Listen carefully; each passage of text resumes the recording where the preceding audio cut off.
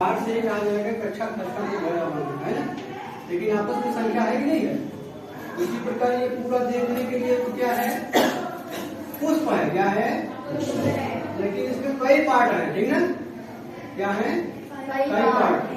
जैसे आप शुरू करेंगे यहाँ से, है ना, तो ये जो लंबा आपका भाग दिख रहा है इसको हम क्या बोलते हैं, पर्णवृंत। क्या बोलते हैं, पर्णवृंत। आ गया समझ में।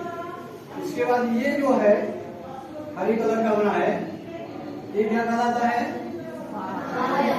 बाह्यदल। क्या कहलाता है, बाह्यदल। क्या करता है, इसकी सुरक्षा करता है। क्या करता है, सुरक्षा करता है। इसका हरा रंग क्यों है, क्लोरोफिल के कारण। किसी कारण, क्लोरोफिल का क्या कार्य होता है जानते हैं ना, क्या कार्य है, भोजन निर्माण करना। क्या करना, ये भी भोजन निर्माण करते हैं, हम आप नहीं देख पाते ना। हम लोग भोजन बनाते हैं, क्या पौधा एहसास करता है कि भोजन बन रहा है, नहीं करता। इसी प्रकार से पौधे भोजन बनाते हैं तो हम लोग भी नहीं जान पाते हैं ना। सूर्य के प्रकाश की उपस्थिति में, इसकी उपस्थिति में और कार्बन डाइऑक्साइड का योग लेते हैं। आ गया समझ में। इसके बाद अपने भोजन का निर्माण, वसा का निर्माण करते हैं, ठीक ना। आ गया समझ में। इसके बाद ये क्या है,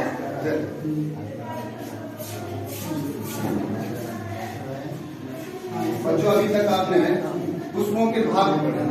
ये कौन सा भाग है, दलकुंज। दलकुंज जो है आप सभी जानते हैं, पुष्प बनाए भी होंगे, देखे होंगे, पढ़े होंगे। लेकिन आप बताइए जो सबसे आकर्षक का केंद्र होता है वह कौन होता है। आप लोग विभिन्न प्रकार के पुष्प देखे होंगे, देखे है ना। उन पुष्पों में अलग अलग रंग होता है, अलग अलग स्वरूप होता है, उनकी संरचनाएं अलग अलग होती है। तो ये संरचना और जो रंग होते हैं वो आकर्षित करते हैं आप लोगों को भी। आप लोगों को पुष्प अच्छे लगते नहीं लगते, लगते हैं ना।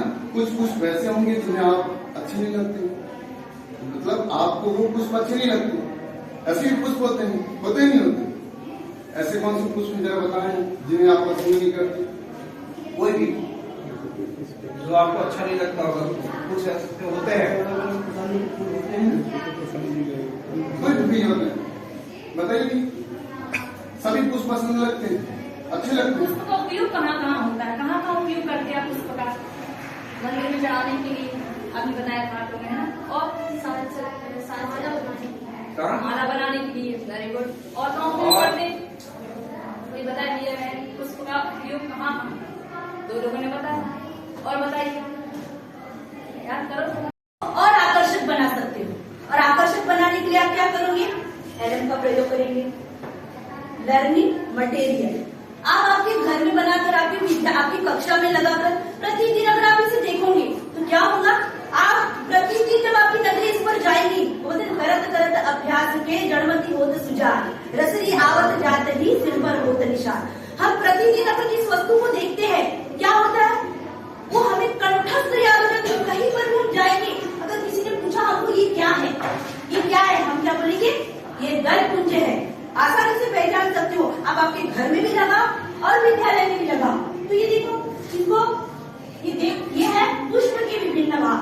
अब ये है दलकुंज, ये कैसे दिखाई देता है, देखो। सबसे पहले आप पुष्प को देखो,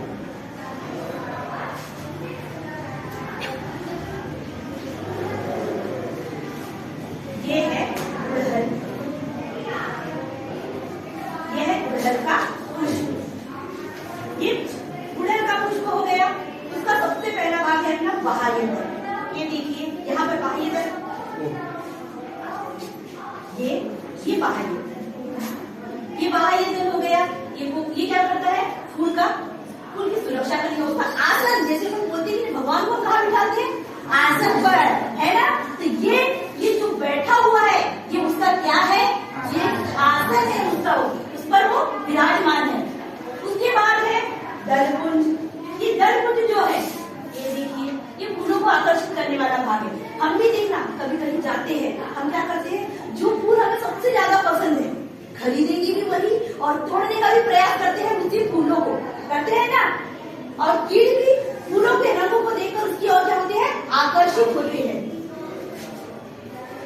तीसरा कुंकेशन, इसे नर जनन अंग कहते हैं। ये नर जनन अंग है, ये कुंतस्तु इसे जोड़ने, परागपुष्प जोड़ने का कार्य करता है। ये परागण की क्रिया करता है।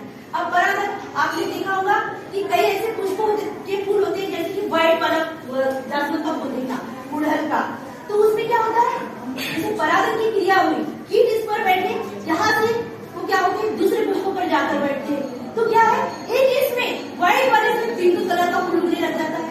एक ही पुष्प में ये किसकी क्रिया के द्वारा हुआ, परागण की क्रिया के द्वारा हुआ।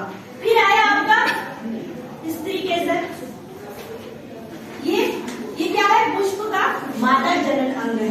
ये निषेचन की क्रिया में अहम भूमिका निभाता है और साथ में बीजों के निर्माण की क्रिया में अपनी भूमिका निभाता है। आ जाओ इधर,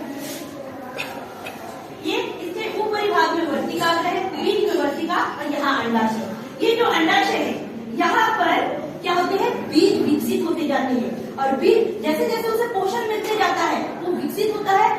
विकसित होने पर वो क्या होता है, परिपूर्ण जब हो जाता है, तो आपने बीज देखे होंगे कैसे कठोर होते हैं, उस प्रकार का ये कठोर रूप में क्या है, रूप धारण कर लेता है और इस बीज से हम नए पौधों को जन्म दे सकते हैं, है ना।